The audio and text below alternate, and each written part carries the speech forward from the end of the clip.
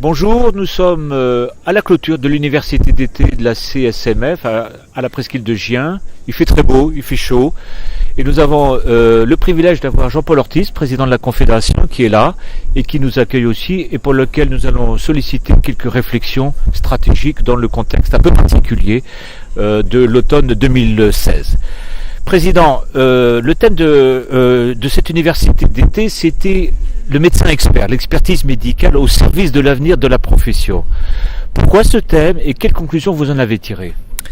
Parce que la Confédération a toujours été tournée vers l'avenir. Et nous voyons bien émerger aujourd'hui, envahir notre monde, mais aussi notre métier, d'une technologie qui évolue à grande vitesse, des open data, des objets connectés, bref, d'une révolution qui est en marche.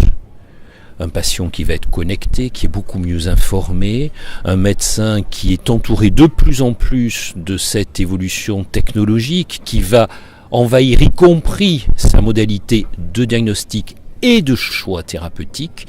Et autour de ces thèmes-là, il nous semblait fondamental de réfléchir sur la place qu'aura le médecin demain, sur sa valeur ajoutée en termes de valeur expectable. Est-ce que demain, la machine, la technologie, remplacera le médecin savant d'hier, ou est-ce que le médecin va être cantonné à devenir un technicien, voire un ingénieur, à moins que d'autres le fassent, et à ce moment-là, quelle place pour le médecin de demain ?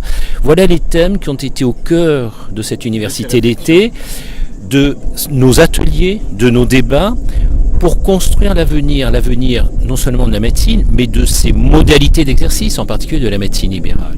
La profession est prête aussi à participer à cette évolution incontournable ? Je crois que très curieusement, on a l'impression que la profession est sur une vision du passé et qu'elle est très réticente à ces évolutions. Je pense que surtout la profession est en manque de confiance. En manque de confiance vis-à-vis des décideurs, vis-à-vis des financeurs. Mais sur les évolutions technologiques, et j'ai été frappé, j'ai fait le tour de tous les ateliers, j'ai beaucoup discuté avec mes confrères, sur les évolutions technologiques, la profession et les cadres de la CSMF qui étaient réunis à Gien ont fait preuve d'une grande modernité dans leur réflexion, et j'ai trouvé ça extrêmement intéressant pour construire l'avenir et finalement très réconfortant vis-à-vis des jeunes générations. Parlons de l'actualité. La Confédération n'a pas signé la convention médicale. Pour quelle raison finalement ? Le texte ne vous déplaît profondément ou il y a des carences ? La CSMF a refusé de signer cette convention parce qu'elle a considéré que c'était une convention du passé. C'était une convention strictement tarifaire et mal faite. C'est pas une convention novatrice pour construire l'avenir. D'ailleurs, je remarque avec intérêt que les organisations de jeunes médecins, pour des raisons différentes, font la même analyse que nous.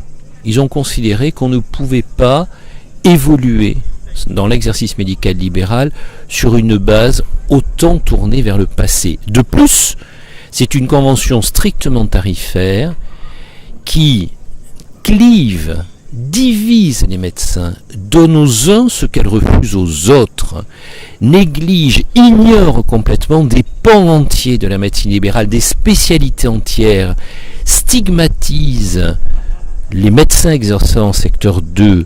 Aujourd'hui, il est temps de construire tous ensemble l'avenir de la médecine libérale, et on ne construit pas l'avenir en divisant.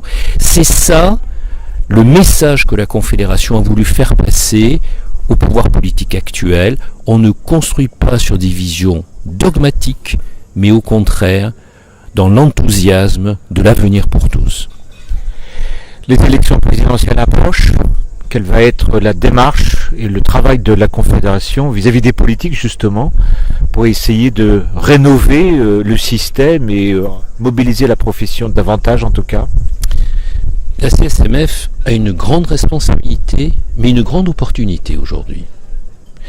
Son absence de signature de la Convention fait que le dossier de la crise de la médecine libérale reste ouvert.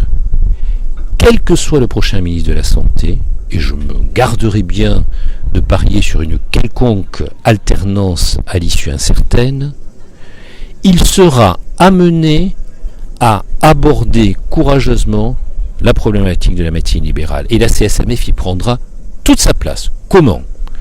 Nous avons déjà donné de grands axes autour de ce que nous avons appelé le New Deal en juin dernier.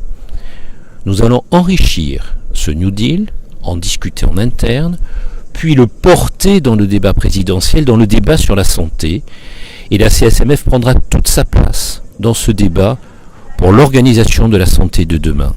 Et nous allons interpeller les politiques, tous les candidats à l'élection présidentielle, et nous diffuserons toutes ces réponses à l'intérieur du corps médical, donc à l'intérieur et au plus près des Français qui, je vous le rappelle, représentent un contact constant avec le corps médical au quotidien.